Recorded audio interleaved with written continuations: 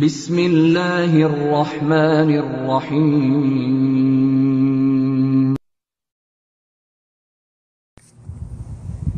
ওয়ালাইকুম আসসালাম রহমতুল্লাহি ওয়া বারাকাতুহু। ইমামগণরা ইমামতি করে বা তারাবির নামাজ পড়িয়ে যে হাদিয়া গ্রহণ করে, সে হাদিয়া গ্রহণ করা জায়েজ না জায়েজ নয় তা প্রশ্ন করেছেন এক ভাই। হাদিয়া তো সব অবস্থাতেই গ্রহণ করা জায়েজ।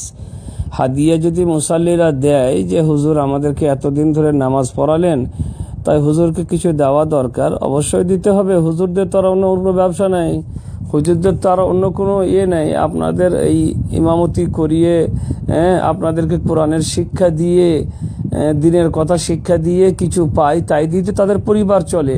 তো এগুলো তো অবশ্যই মুসল্লিদেরকে দিতে হয় বা এগুলো তো দেওয়া উচিত, বা তাদের আর অন্য কি উপায় আছে?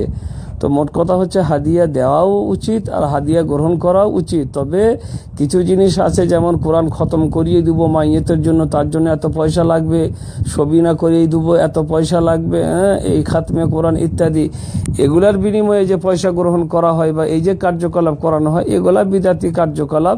এ কাজ করাও ঠিক হবে না, আর এ কাজে পয়সা দেওয়াও ঠিক হবে না। এই ধরনের উপার্জন যারা করে, যে সমস্ত হুজুররা, তাদের এই উপার্জন বৈধ হবে না। তো মোট কথা হচ্ছে, বাকি তারাবির নামাজ পড়াইলো আপনাদেরকে, তারাবির নামাজের মাধ্যমে কোরআন খতম হলো মনে করলেন, বা আপনাদের ইমামতি করাচ্ছেন, তার জন্য তার বেতন সহ হাদিয়া তোহফা যা কিছু আপনারা দেবেন, তার সবই তাদের জন্য জায়েজ, এতে কোনো সমস্যা নাই।